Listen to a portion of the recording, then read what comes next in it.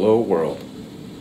It's Saturday, March the 2nd, 2019. Present time, 11:04 p.m.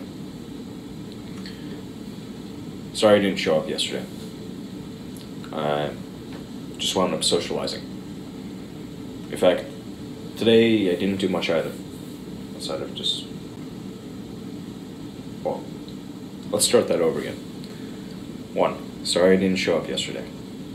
I ended up hanging out with Idris and a couple of girls that live in his dormitory.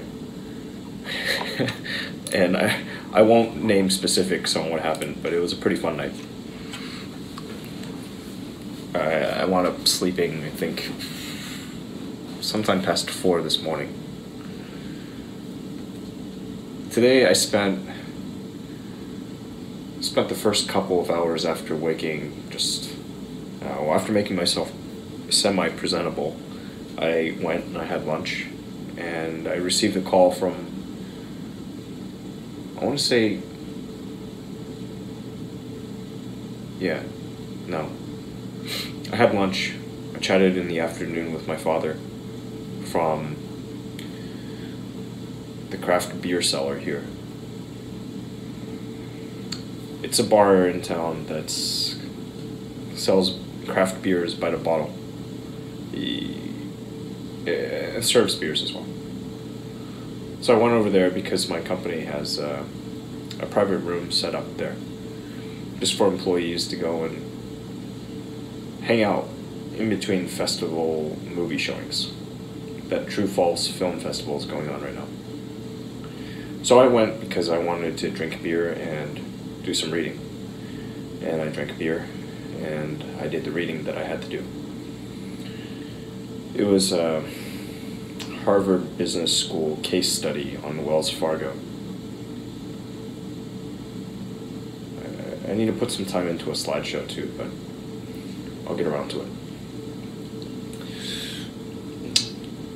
Anyhow, today's just largely been for relaxing.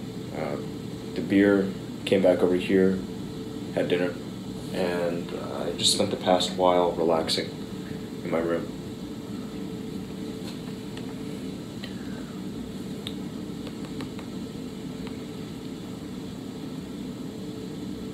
I'm kind of excited because I've been making a bit of progress. I spent some time, started like a couple days ago, started to get back into my own projects. And with the time invested so far, I've been successful in making at least some of it easier. Some of my work is a little easier now. There's still a long way to go before I'm really gaining any real insight from the vast amounts of data I've collected. But I believe I can do it. It's going to take some time. This is a good project, though.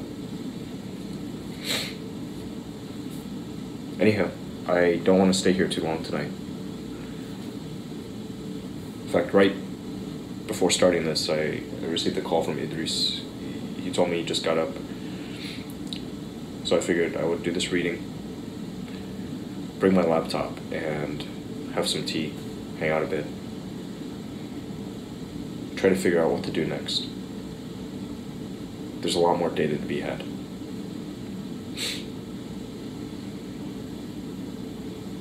Oh shoot. Hello to everybody.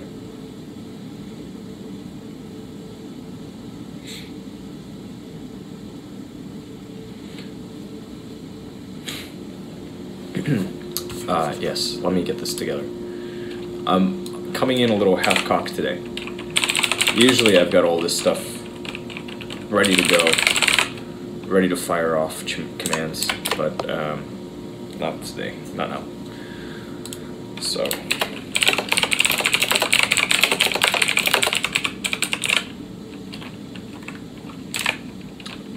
what I really want is this. And do the test. Looks good. Okay, cool. Here we go.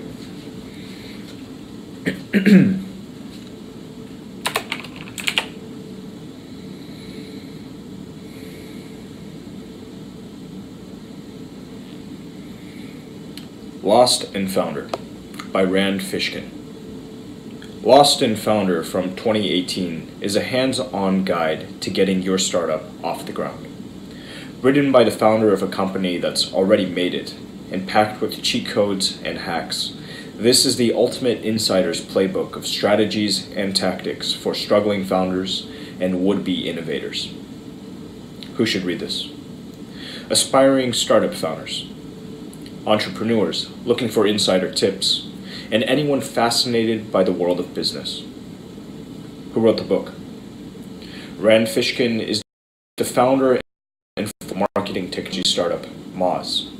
When Fishkin isn't in the world giving talks on marketing, he can be found in the offices of his latest venture, SparkToro, an audience intelligence search engine.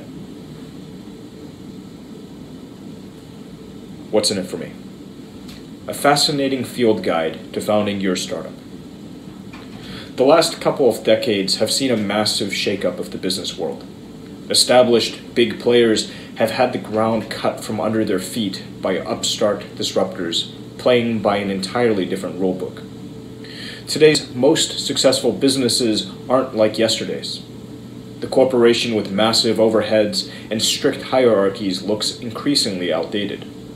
The most successful businesses have gone from being headed by a university graduate who slogged her way up the corporate ladder for a decade or two, to being the brainchild of a Harvard dropout working out of a garage. Welcome to the startup world, where a good idea and a convincing pitch can kickstart the path to global dominance. Just ask the founders of Facebook or Google. But the phenomenal growth achieved by the tiny cluster of startups that became household names is misleading. Making it big in the startup sector isn't easy. In fact, you'd better be in it for the long haul and learn to avoid the most common pitfalls. Luckily enough, there's a hands-on field guide designed to help you do just that. In these blinks, you'll learn why choosing the wrong investors might tank your business, what an honest and transparent office culture can do for your business, and the dangers of shortcuts and hacks. Founding a startup isn't a shortcut to fame and fortune, so dig in for the long haul. Everyone's heard of the big success stories of the startup world, like Google and Facebook. Perhaps you're thinking that you might be next. After all, if they did it, why can't you? Well, the truth is that getting a startup off the ground is often harder than you think. Most startups take years to see success, and only a small percentage of those that make it go on to make their founders millionaires. Take it from Stephanie Walden, the author of the 2014 article, Startup Success by Numbers. According to her data, less than 25% of early-stage venture capital-backed companies make any profit at all. Just 5% of all startups provide a return on investments, though those that do often reap millions or even billions of dollars. The author's startup Moz was founded in 2004 and experienced a huge number of ups and downs until it finally found its groove in 2017. For every success, there was a failure. Raising and spending capital, hiring and firing, and launching and removing products were all tricky balancing acts. A bad decision at any point could have ruined a company. The payoff, though? Around $45 million in annual revenue. It's important to remember, though, that startup founders don't earn that much at the outset. Salaries are often lower than those of employees at bigger companies because they're determined by outside investors. That means if you're after the big bucks, you're probably better off working for a market leader than setting up your own company. At Moz, for example, the CEO's salary remained lower than that of an average Seattle-based software engineer for 5 years. And even when it was raised, it was never much higher than that baseline. The reason for that is simple. Investors expect revenue from startups and know how to take care of their own interests. A startup's board has access to aggregate salary statistics and won't hesitate to cap the salaries of senior staff. Getting your startup up and running takes time, effort, and dedication. But even if you push through all the challenges you'll face, you'll still need to find a buyer for your stock. make sure your product fits a gap in the market. What gives companies like Airbnb and Uber the cutting edge in their markets? 2 words: market research. If you want to succeed, you need to offer something that addresses customers' needs better than your rivals. Take Airbnb. It saw a gap in the market.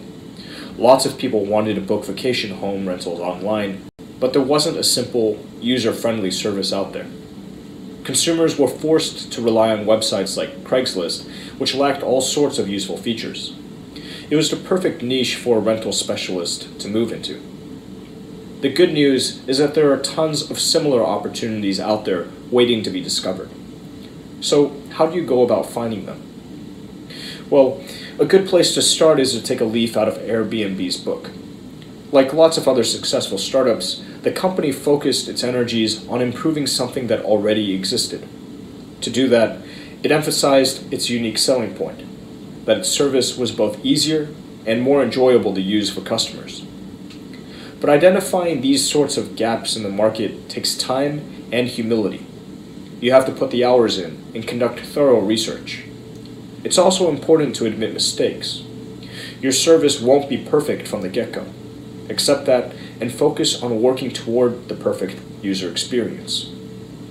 Companies like Uber and Yelp show how this can be done. Uber, for example, identified an opportunity by analyzing search engine data, which showed how many queries contained the word taxi. Yelp took a similar approach, looking at the number of searches containing restaurant and the name of a city. Their painstaking approach paid off. When they launched their services, they knew everything they needed to know about the market they were entering. The venture capital model is a gamble, and there are risks involved. Okay, so you've got a fantastic idea for a startup. Now all you need to do is raise some capital to get it off the ground, right? Well, not quite. As the old saying goes, there's no such thing as a free lunch. You might want silent partners with deep pockets, but you can be sure your investors won't see it quite like that. Raising money limits your freedom. Once you've got investors on board, you'll be tying your performance to their expectations. And that means you'll be under pressure to hit targets and maintain constant growth. They want to see a return on their investment. If your accounts start looking shaky, they won't hesitate to take action. That could be anything from having you removed from your position as CEO to pushing for high-risk strategies that might end up killing your company. Don't take all this personally, however. Your investors are also under a lot of pressure to deliver returns to their investors. Most venture capitalists or VCs aren't putting up their own money, but cash they've raised from limited partners or LPs. A typical target for a VC is to treble their LP's investment within 10 years. There's one more thing you want to bear in mind about investment. It's an extremely risky undertaking. Returns on investments are generally extremely low. That means your investors will be betting on you becoming one of the very small numbers of companies that make it big. Success for investors means nothing less than $1 billion revenue stream. That's pretty rare. In fact, no more than 5% of investment firms ever achieve that goal.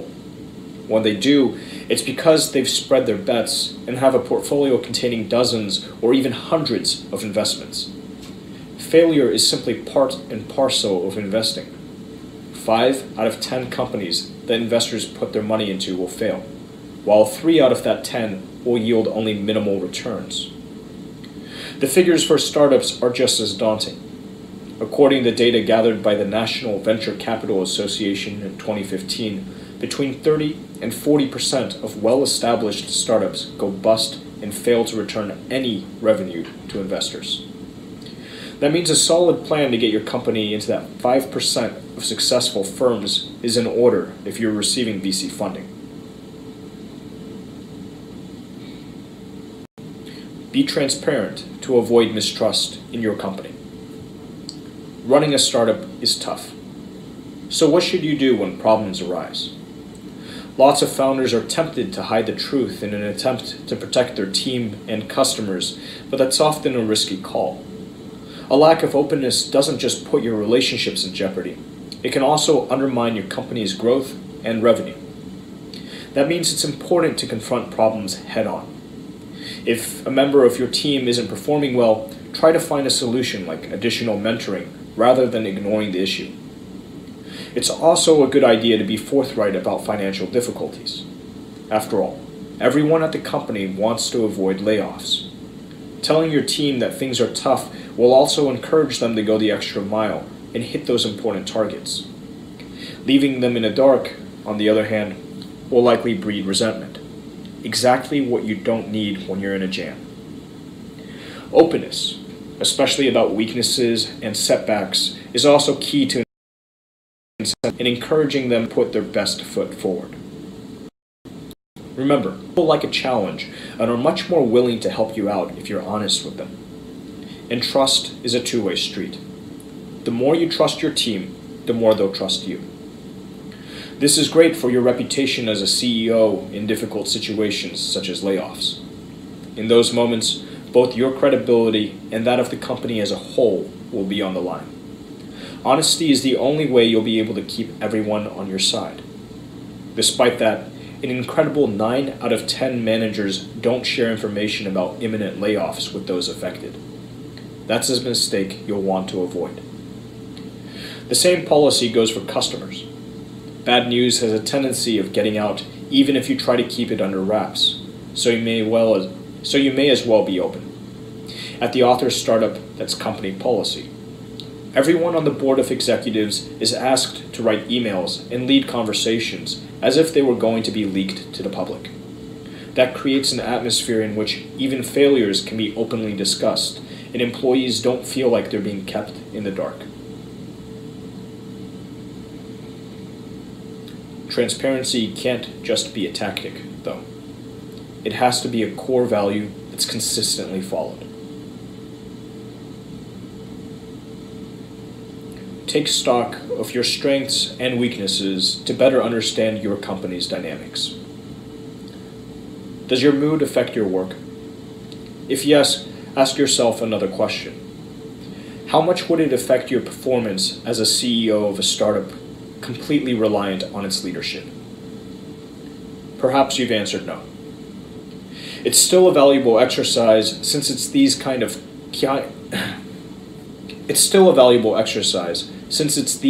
of questions that give you a true sense of your strengths and weaknesses.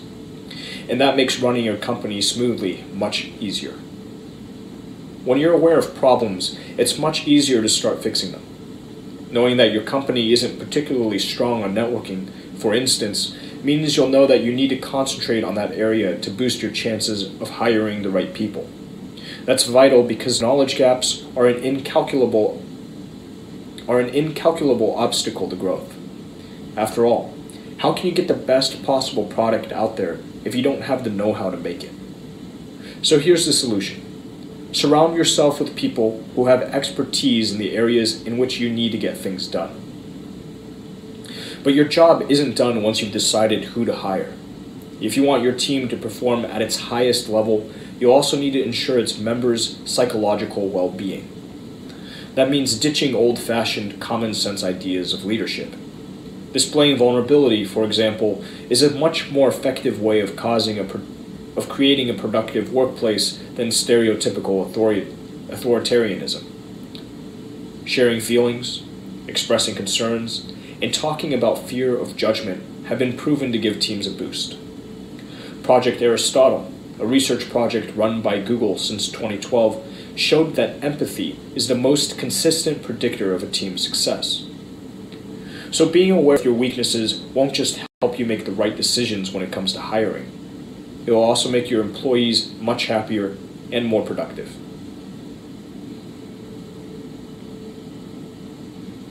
Team diversity and meritocratic promotion will boost your chances of success. One of the most important factors in determining performance is a team's dynamic. So what exactly is that? Well, it's basically how well you and your team members get on with one another. The best workplace dynamics are close-knit and complementary. Put simply, everyone values his colleagues. the people he ultimately spends most of his day-to-day life with.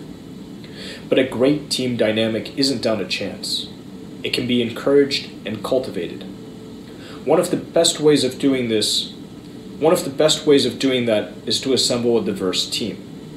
Having employees on board with different backgrounds and skills provides a greater range of expert opinions and insights.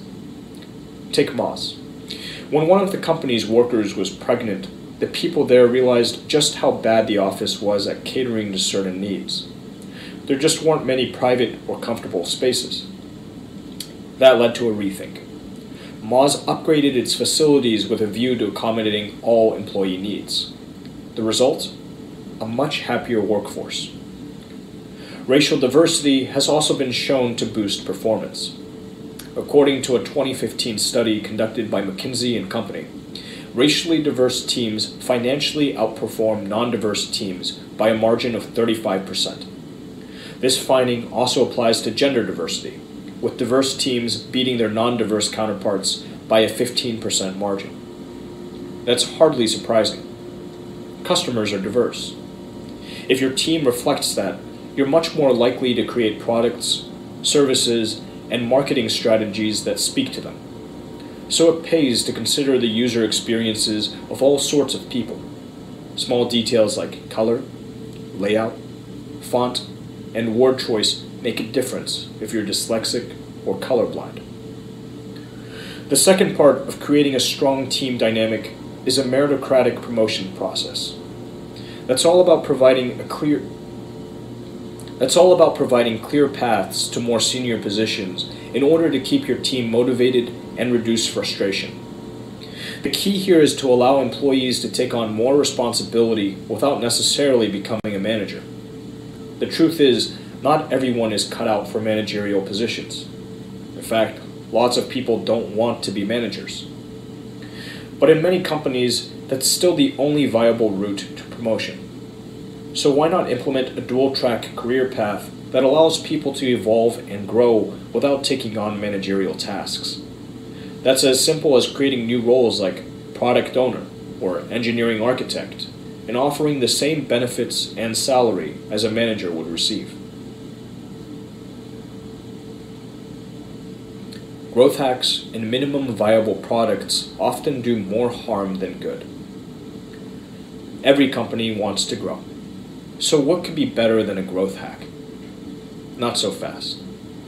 Growth hacks, marketing strategies for rapid experimentation and product development, often do more harm than good. While they might bring in more customers and revenue in the short term, they're often a bad move for solving long-term issues. That's because growth hacks are all about quick gains. Selling more now, however, can get in the way of sustainably improving your products to leave you well positioned to meet future challenges. After all, if the balance sheet looks healthy enough today, why bother investing and planning for tomorrow? More importantly, hacks can also undermine your company over time. A promotional strategy that boosts sales by slashing prices, for example, might put your customers off paying the full price for your product later on. The same goes for minimum viable products, or MVPs for short. Sure, you've managed to get your product out there quickly, but it might not meet your customers' expectations. If they think you're selling shoddy goods, they'll take their business elsewhere. That's not to say MVPs aren't useful. Putting a product out that's just about good enough to satisfy early customers may give you an insight into their needs. But ask yourself this: would research achieve the same result? Moz learned that the hard way after launching Spam Score in 2015. The product was designed to assess the likelihood of online search results being spam. The company received some positive feedback and a ton of criticism from users unhappy with Spam Score's suboptimal features. The result? $500,000 spent on engineering, research, and data collection with a minimal gain in customer growth. So here's a good rule of thumb when it comes to using MVPs. If your company is still in its infancy, it can probably afford the risk since it doesn't have an established reputation. If it's already well known, however, you might want to think again. And if you do decide to go ahead with MVPs, trial them with a smaller sample rather than rolling it out wholesale. The feedback you receive will ultimately help you improve the product before introducing it to a larger market.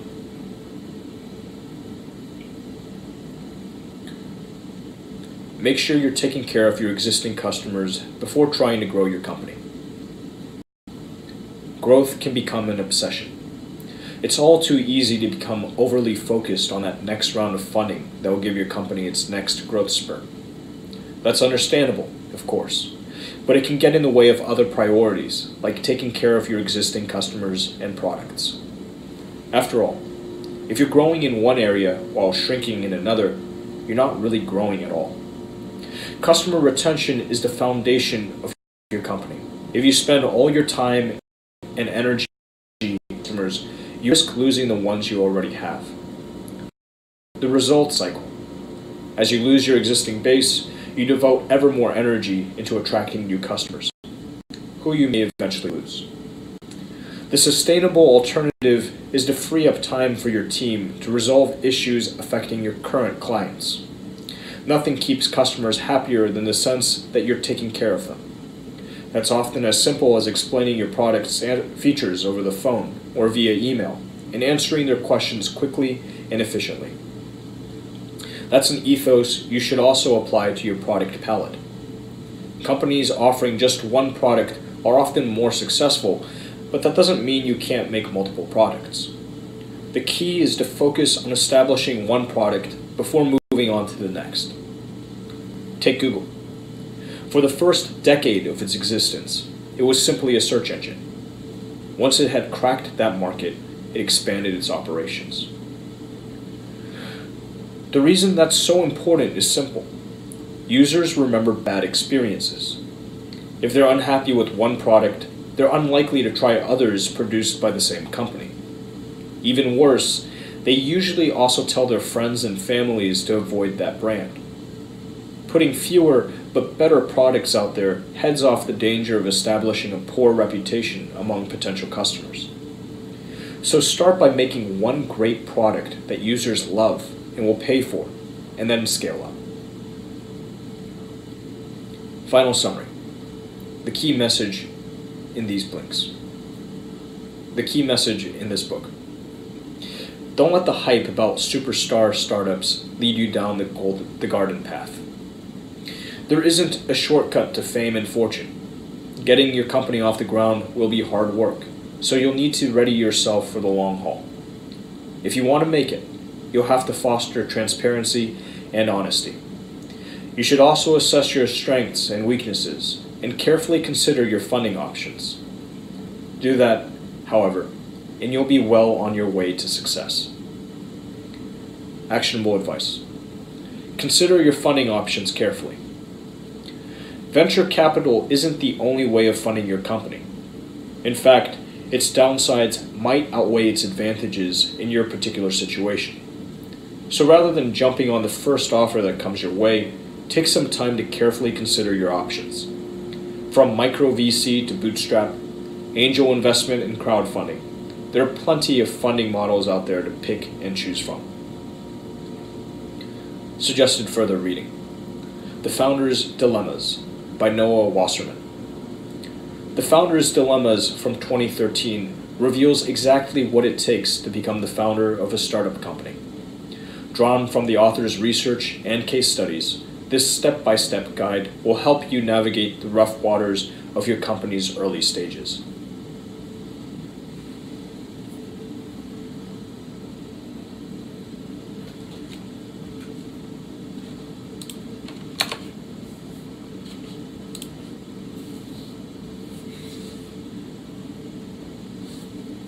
My throat's pretty hoarse.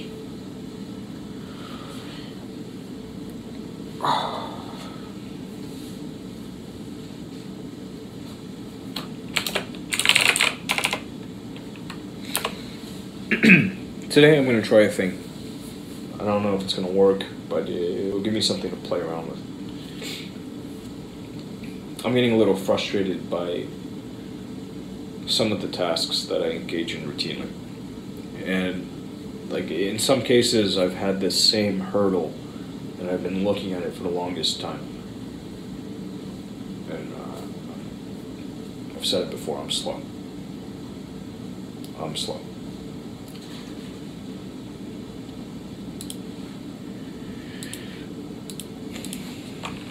That means I need to get an earlier start on this. Hey, visit bank. Gargle some salt water. It might help to do that. I might be coming down with something.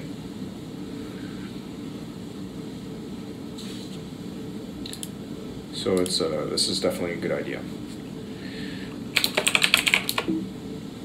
Whoops.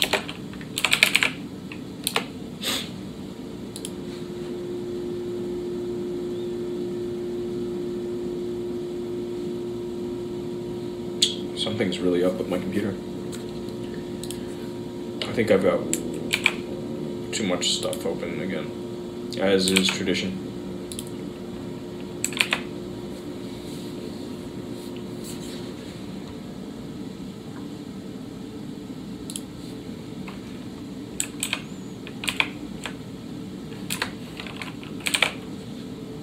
Dude, okay, I give up on trying to launch this thing. I'll kick it off somewhere else after I move on past here.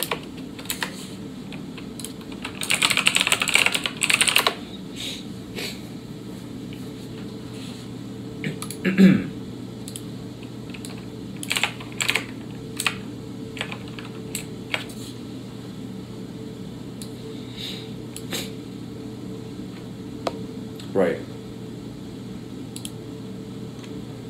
Old habits.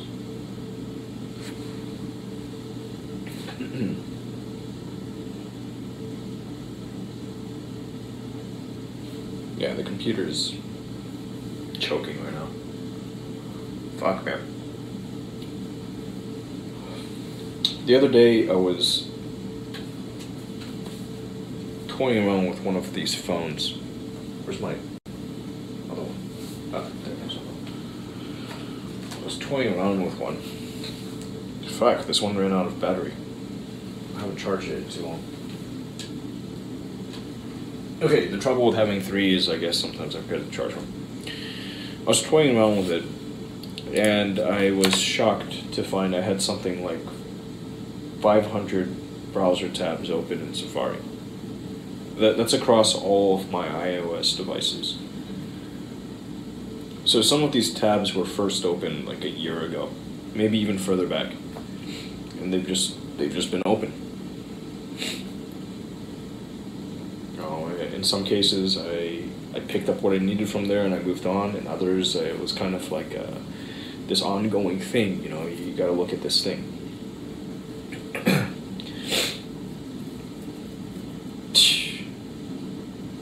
Who's got the time? You know, like realistically, 500 tabs. Each one of these is its own little world. Who has the time? Once I thought I did. Me.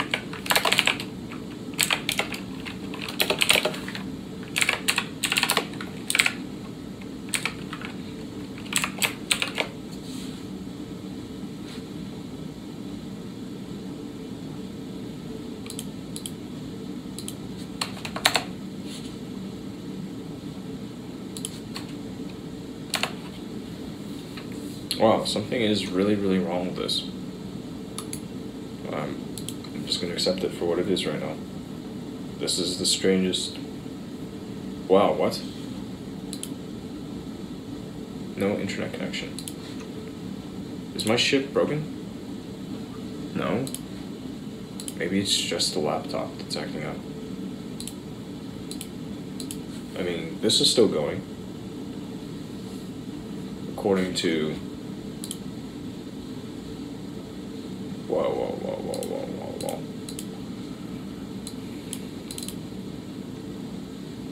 I hope it's still going. My shit is fucking dying right now. Loud. Yeah, so apparently it didn't drop. I don't know what I don't even... Okay, cool.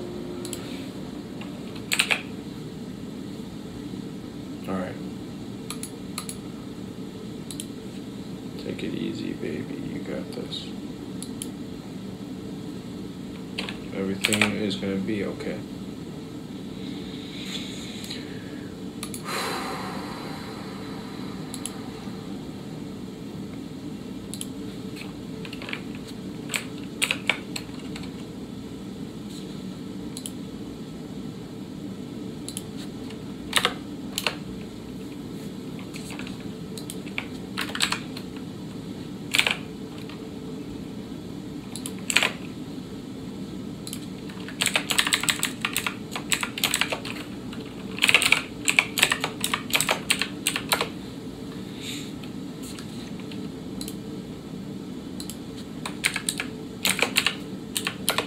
Man, I'm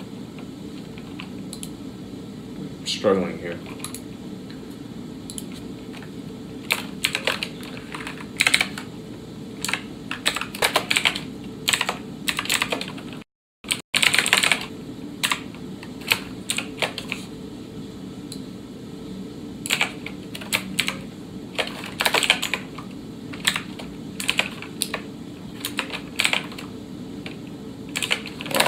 So a lot of white space. Is that 2018?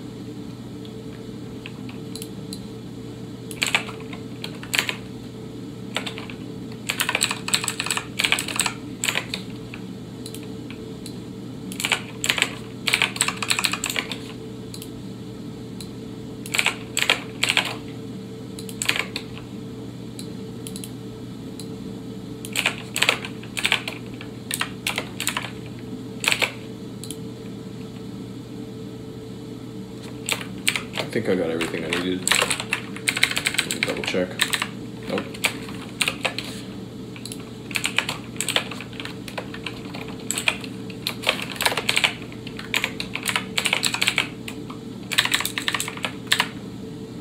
Alright, that should be it.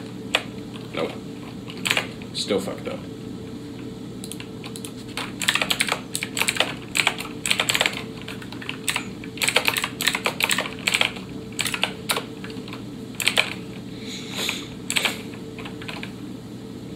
Alright, so I did the thing. Oh, well.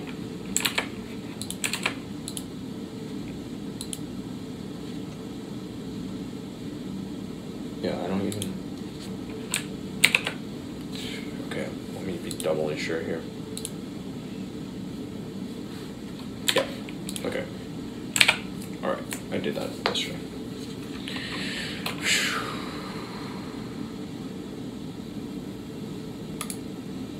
So today, where does this put me? I don't know yet. It's still early enough that I've got a little bit of time. Go figure out what move I want to make next. Really, I should see these things through to completion.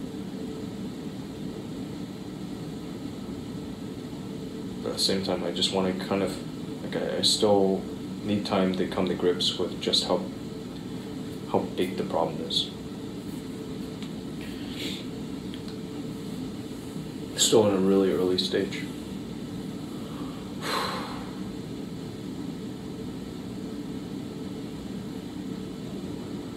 All right.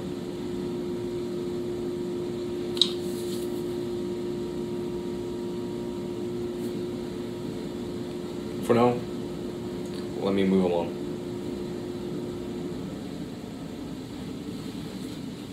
I hope you're doing well out there.